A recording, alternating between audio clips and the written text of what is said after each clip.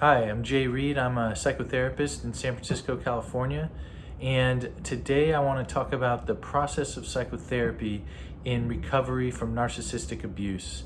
My goal here is to kind of demystify how therapy can and should work when someone is seeking treatment from having had to be in a relationship with someone who is narcissistic. I think it can be broken down into some pretty clear steps, and hopefully will give people a sense of what can be achieved in therapy if they've had to endure this kind of upbringing or even adult relationship. So I want to just make clear, I'm going to be talking about therapy from what's called control mastery theory, which is if you're familiar, psychodynamic theory that really breaks things down clearly, and I think offers both therapists and clients a clear sort of guide as to how to structure therapy so that it best meets each particular client's goals, and to make sure that therapy is continually working in a way that is helpful to the client. I think that's very, very important, particularly in survivors of narcissistic abuse, and that hopefully will be made clear as we go along here. Okay, so just as an overview quickly, the basic sort of tenets of control mastery theory is, when we look at this slide, we have on the y-axis the parent's willingness to take care of the client. On the x-axis, or the horizontal, we have the kid's ability to fully be themselves. If we look to the right, where there's the green circle, that's in sort of what we call good enough parenting. The kid can both, for the most part, fully be him or herself, and they don't sacrifice their parents' willingness to support them. When that's not the case, and that is virtually always not the case if someone's had a narcissistic parent or caregiver, then the parent's willingness to take care of the client requires that the kid really dial back how much of themselves that they allow themselves to be. In essence, that they have to sacrifice very important developmental milestones in order to preserve the parent's fickle willingness to sort of be their parent.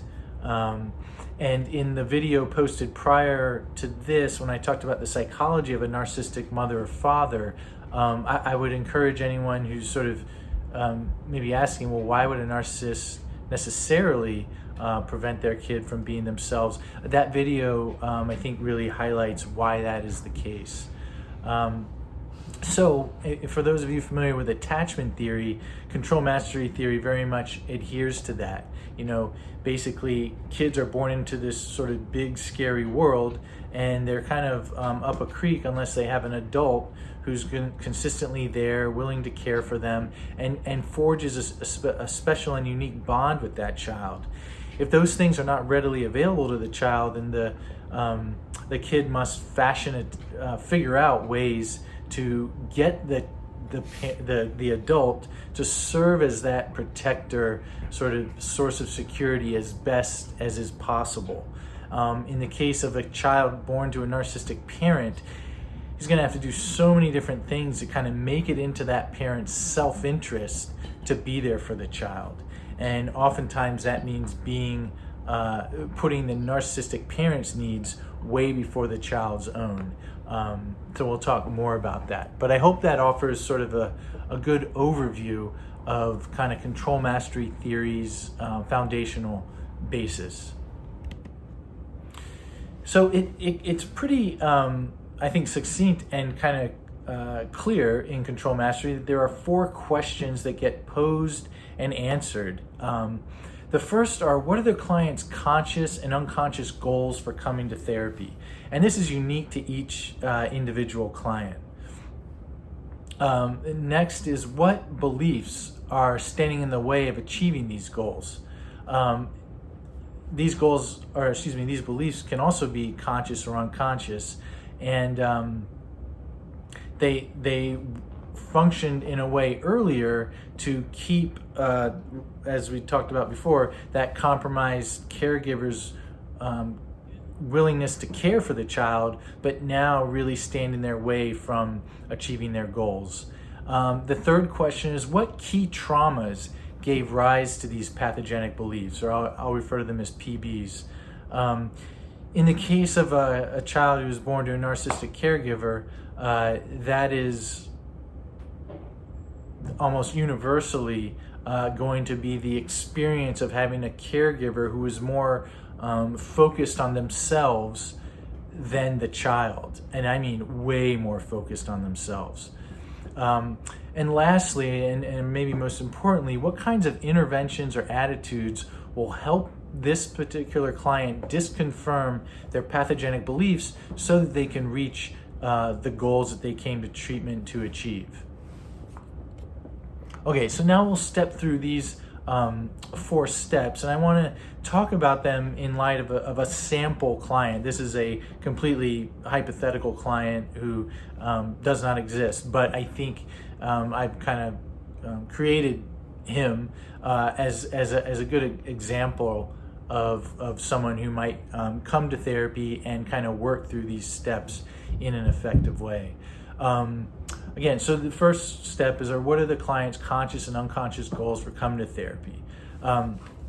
The premise is that, even if a client had to sacrifice those important areas of developing themselves growing up, that they maintain what Control Mastery calls a plan, usually unconscious, to find relationships later where it is in fact safe to resume their progress towards those milestones.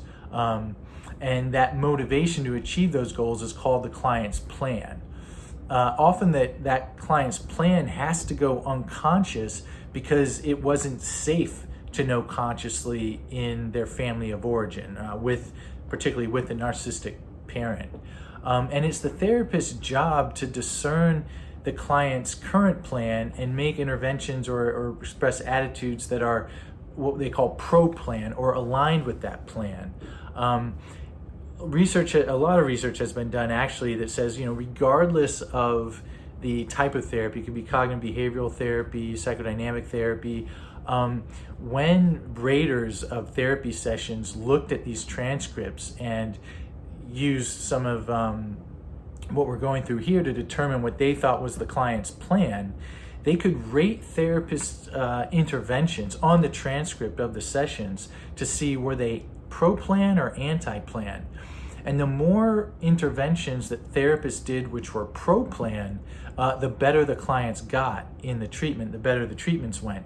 The more that the client responded in an anti-plan fashion, the more dropouts from treatment there were, and they didn't get to achieve as good of outcomes in terms of satisfaction with their quality of life. So I think it's in a really cool way it's a theory that sits on a really strong body of empirical evidence. And I don't know, I sort of think I like to be a pragmatist at the core. In the essence is what works, and if it works, let's use it, and let's not be too religious towards ideas that don't sort of in essence work. That's sort of the holy grail of what we're doing as a profession here. So I think control mastery theory and the research it's lent itself to and has produced really argues convincingly, I think, that it works. So let's take this first step of a client's conscious and unconscious goals for being here. And I think of a client who I'll use the pseudonym Joe, who was a software engineer in the city. Again, this is all hypothetical and mythical, but he came to treatment with the goal of feeling free to speak his mind at work and in relationships. He would find that he would hold his tongue in business meetings when he, at the same time, felt that he had a lot to contribute, but very much feared doing so would not be received well for various reasons. But particularly, he feared that he would be regarded as selfish and disrespectful to the other people in the room. And similarly, you would feel that way in his friendships, that if he sort of spoke up with his own opinion, if it didn't necessarily align with everyone else's, that they would take offense, feel insulted, that he would have a difference of opinion with them. Okay, so what's getting in the way of this particular client achieving their goals? And this we think of as the pathogenic beliefs, or those unconscious beliefs that are interfering. There's a reason why the clients aren't just kind of enacting their plan on their own. These pathogenic beliefs that have been adopted from when they were young suggest that it's not interpersonally safe to act out that plan. Joe learned, as we'll get into, it wasn't safe to express his disagreement because that meant something really, really dangerous to a relationship he needed to preserve. Pathogenic beliefs are ways that the client had to adopt to prevent him or her from being a certain way that would threaten a needed relational tie. And I think when you to really appreciate why pathogenic beliefs get adopted, it's so important to consider that the kid doesn't just have to secure the parent's willingness to sort of be there, like be there, just sort of standing there, or whatever, like a chair would be over there. Excuse me. Pathogenic belief serves to keep that parent willing to take care of that child.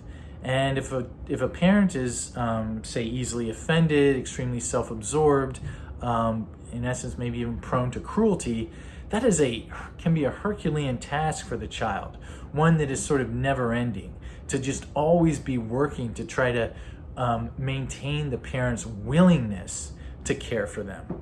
And I imagine it can often, I think, feel like crawling up a hill of sand. And it's exhausting, you're never done, and you're also never at the top. The role of guilt in pathogenic beliefs. So once a kid is determined that he risks his parents' goodwill towards him if he's fully himself, then he needs a set of internal alarms to keep him from doing what comes naturally. Enter guilt. In a dysfunctional family, kids will often feel responsible for their parents' well-being, convinced that their actions can either make or break that parent, and then self-blaming if and when the kid's actions or attitudes seem to hurt that parent.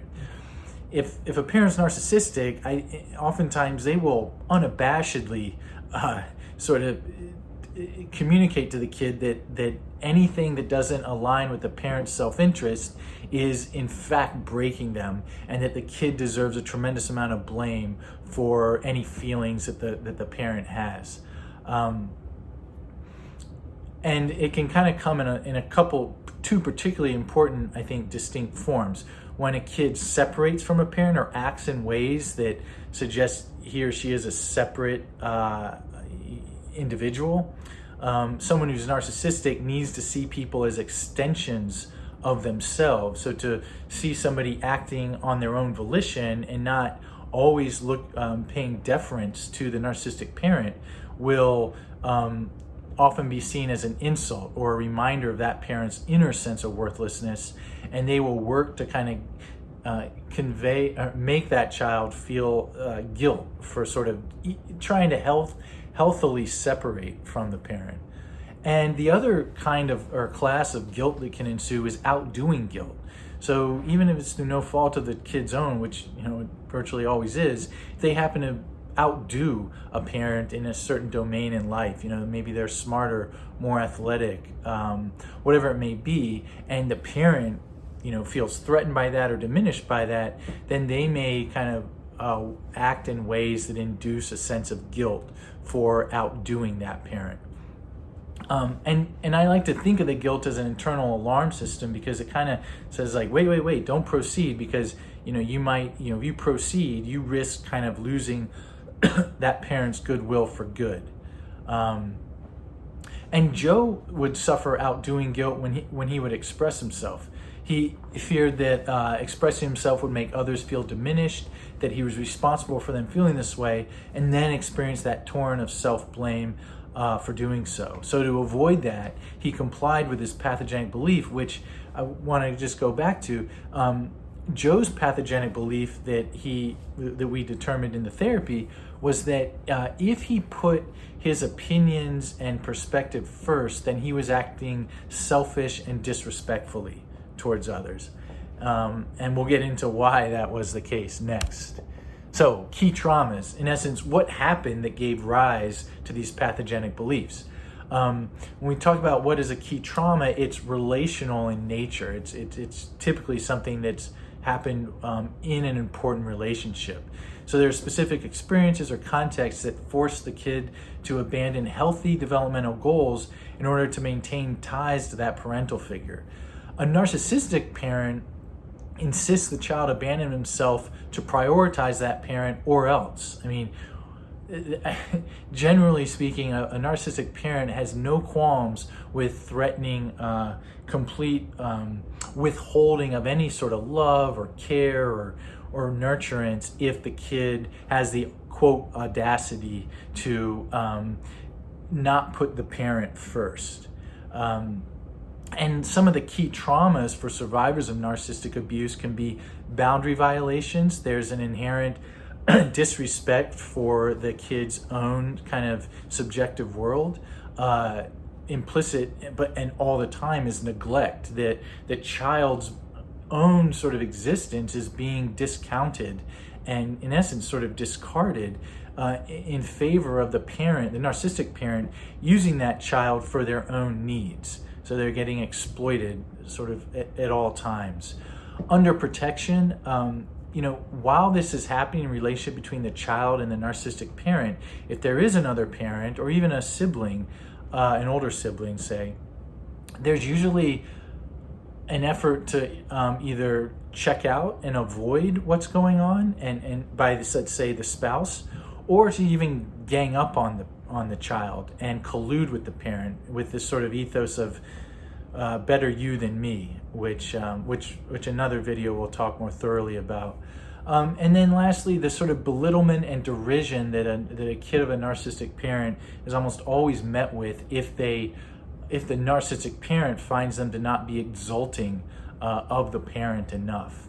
So going back to Joe, what we learned in the first few sessions was that he came from a family of a very self-absorbed mother who implicitly neglected Joe except when she found him to not be meeting her needs.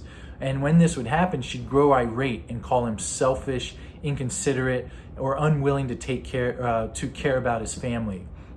Meanwhile, his father played the role of a narcissistic enabler and excused himself from the family, or if he had no choice, he'd take the mother's side against Joe.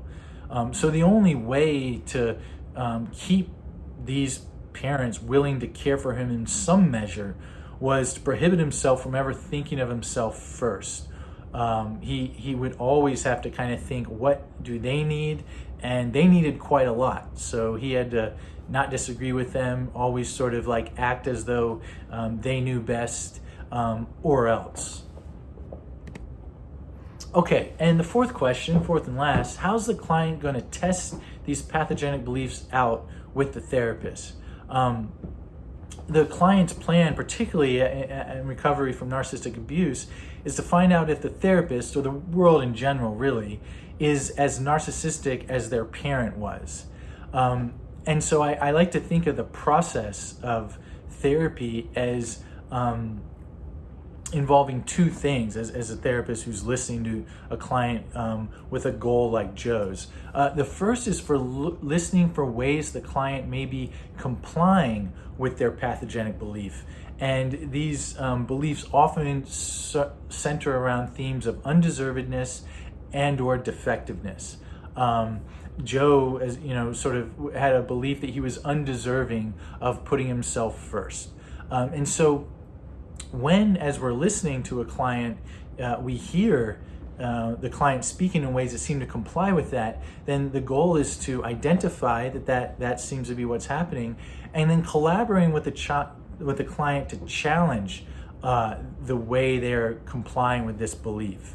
And you know, so like, yeah, before I'll give an example, I'll use Joe, but let's go on the other way of kind of listening in ways that help the client confirm their pathogenic belief is also to notice when the client is not complying with the pathogenic belief, and then supporting them in those efforts.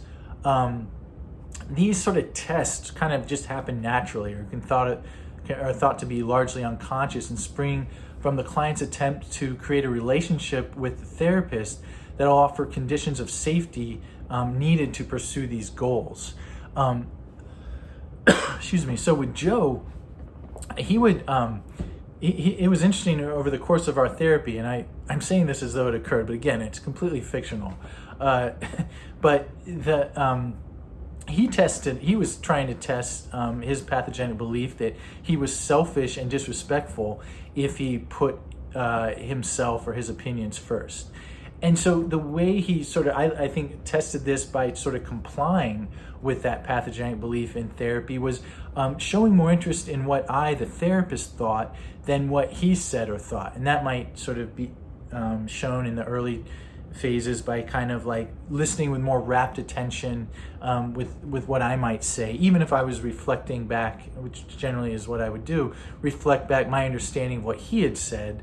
And I think I took efforts to kind of not show, because I sort of wasn't, gratified by his show of such deference or in need of it for me to feel sort of solid or intact and positive towards him.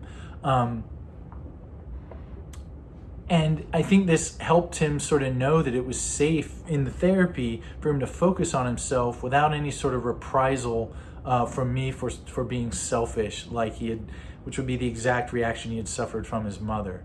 The other way I sort of challenged the way he was complying with his pathogenic beliefs, he and I challenged that, was he would often blame himself for not understanding something I had said. And I'm aware that there are times when if I'm excited about making a point, and I think I may be onto something with the client, where I may speak maybe with more words than are always necessary. And so there can be a lack of clarity that can happen in these moments.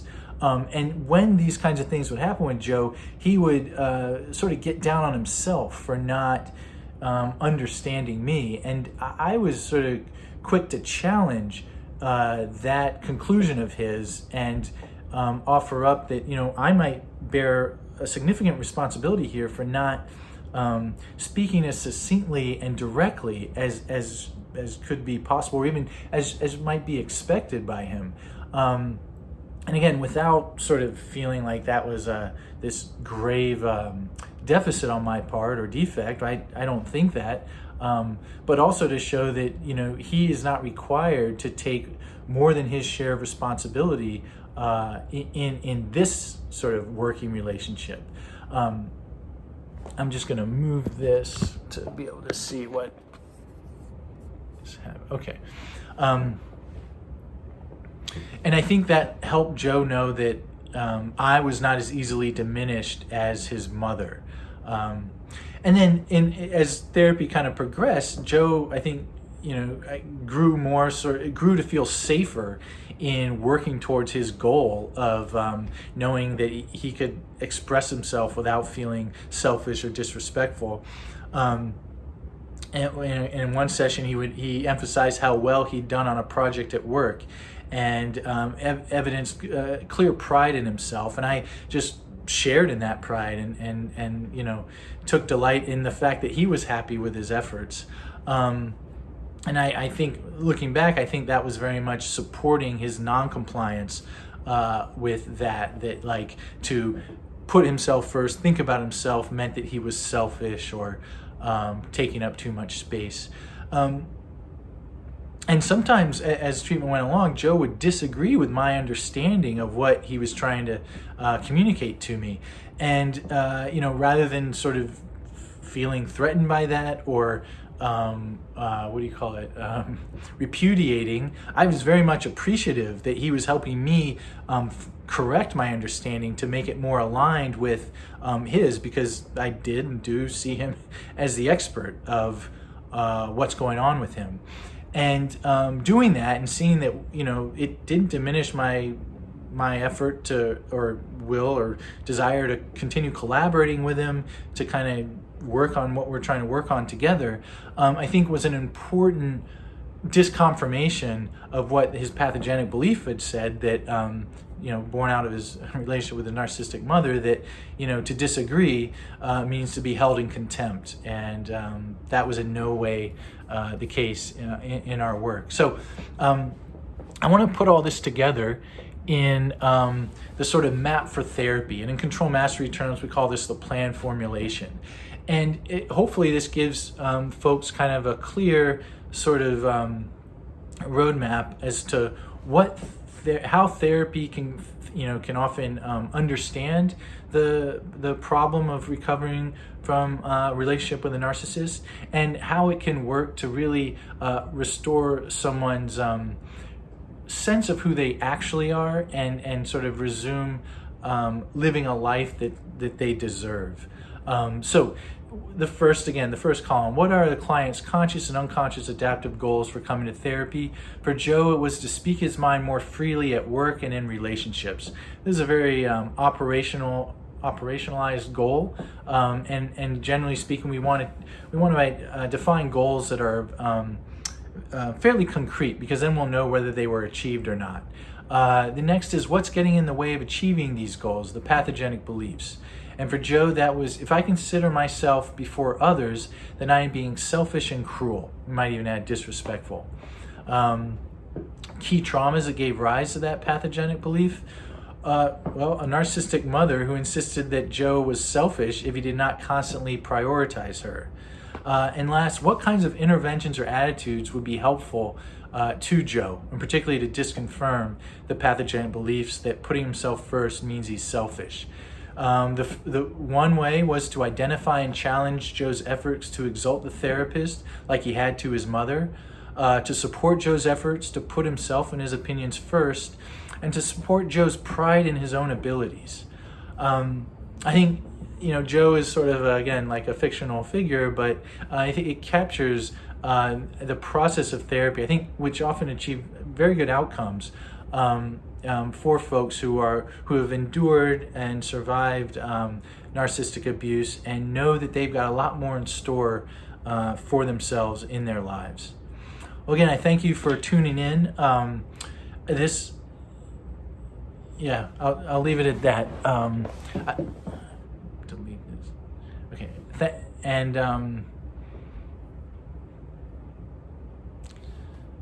Okay, I thank everyone for tuning in.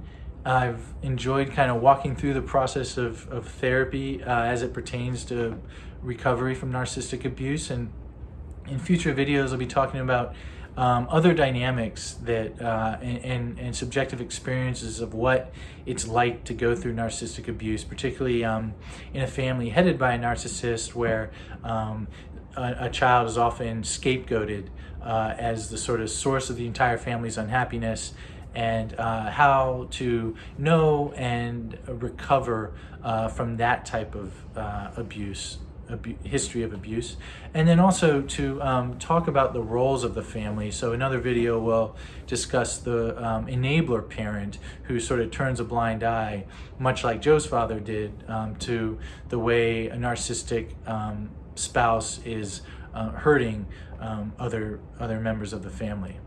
I wish everyone continued health and safety during this time that we're all in with the coronavirus, and I'll talk to everyone soon. Thanks.